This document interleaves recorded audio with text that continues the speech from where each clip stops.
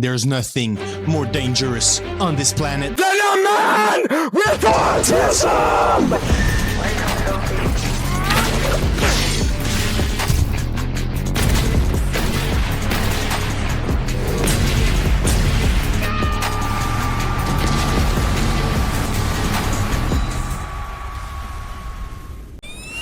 Somewhere along the way, society stopped talking about autism like a diagnosis and started talking about it like a superpower.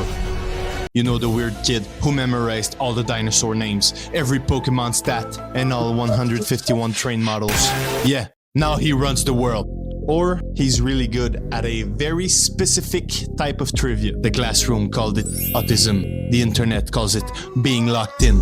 And in the right conditions, that kind of focus becomes divine. So today, I'm diving into 3 men who perfected it. Levi, Isagi, and Saitama. Each one a different flavor of beautiful, terrifying madness. Levi's Autism, fidget spinner rotation type shit. I'm gonna use the Beast Titan fight as an example to give some context. This monkey threw a bunch of pebbles. There was one of the most iconic speeches of all time. They were not! And all of his friends got pebbled. So yeah, dude is pissed off. 10 out of 10 entrance. Monkey takes the bait, then bro does the fidget spinner thing around his whole arm, tearing it up like it's butter. Keep in mind, that was the first time they met. That's a crazy first impression. Then through the smoke again, instantly blinds him, doesn't even hesitate. He goes straight for the ankles. It's been 4 seconds and the dude's left arm is completely mangled. He's blind, and bonus, he just got his ankle broken. He falls straight down. Levi hits him with an emote midair. Then dives on some Assassin's Creed shit. Hits the 8 trigrams, 64 palms. Look how gracious that shit is. Then hits him with whatever this is. And that's the look. A fidget spinner, rotation type autism. And then throats the man with his sword. That's gotta be the most vulnerable state to be in. No arms, no ankles, and a sword in the mouth. Yikes. To the untrained eye, he looks like a Beyblade of pure rage. To me, he's a sharp fidget spinner, powered by grief and god-tier muscle memory. If Levi turned rage into motion, then Isagi turned thought into prophecy. Isagi's Autism, super soccer foresight type shit. By the way, Isagi might be my favorite character of all time. Just gotta say. To give some context, the game is tied. Everyone's locked in. Every player chasing glory like it's the last drop of oxygen on Earth. And these dudes are brothers, not the loving brother kind, the Uchiha kind, who hate each other. Cheese. So we're rooting for this guy. Let's call him Michael Jordan.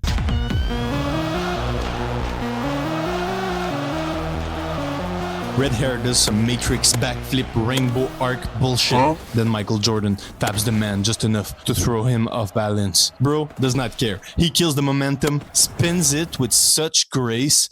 Nice camera work, checks the wrist, then dude tries some shit, but the whole stadium gasps, the ball floats, time slows, and Isagi's eyes light up like he knows he's the chosen one. But let's be honest, he kind of is. Everyone else sees a random rebound. Isagi sees the full timeline. That's why when the ball hits him, it's not reaction, it's destiny. That's the look of super soccer foresight, Autism. He kicks it so hard, there's legit 5 angles of his kick. Then 5 different reaction shots. Everyone is just confused as fuck. And bro hits the victory pose. While Levi tore reality apart with motion, Isagi bends it with thought. And Saitama, he punches it into oblivion. Not because he cares, but because he does not. Saitama's got the I don't give a fuck autism. Bruh.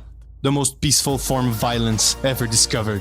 We'll talk about the Boros fight, for example. Boros shows up, Space Jesus with built-in lore, prophecies, Chosen One energy, the whole anime starter pack. And Saitama's just like, cool story, bro.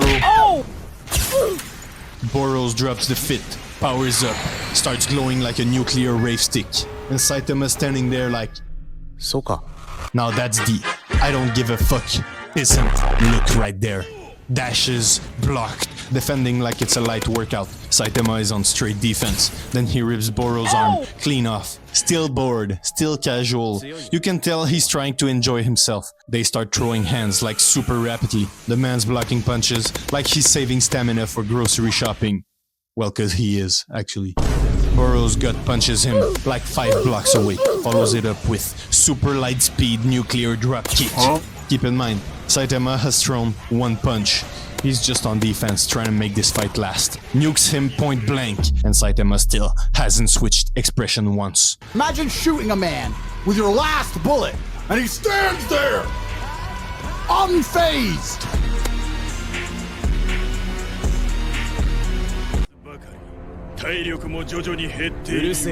Boros can't even do the villain speech without being interrupted. Now he mad, changes forms again, then charges the ultimate. He turns this into a super combo. Look at this dude. He's just letting it happen because that's the curse of godhood. He doesn't want to win, he wants to feel, but when you're that far above the food chain, even gods start feeling like NPCs. So he takes the hit, goes to the moon and back, just because he can. Then ends it with serious punch.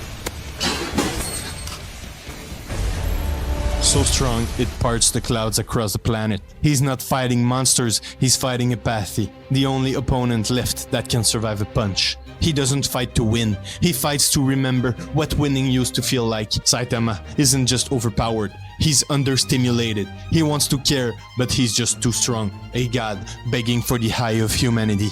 He outgrew.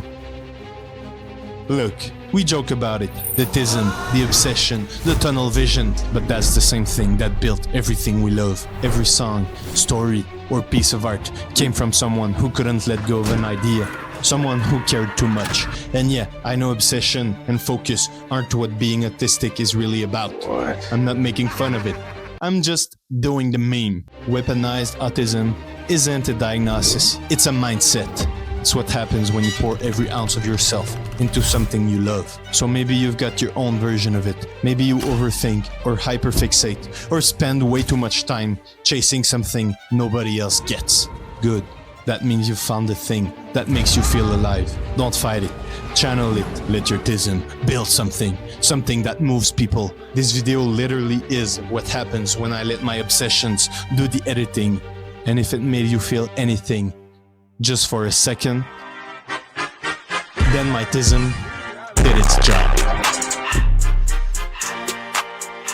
This is Chrome from the thing you just watched. I don't know if anyone follows me like closely, but last 2 videos were like me trying to learn how to describe a fight, describe a movie.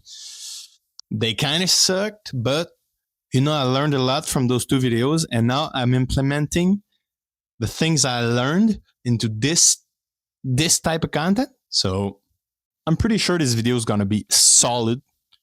I hope you liked it. Like, comment, subscribe, bro. Give me ideas in the comments if you want a shout out, and see you next time, bro.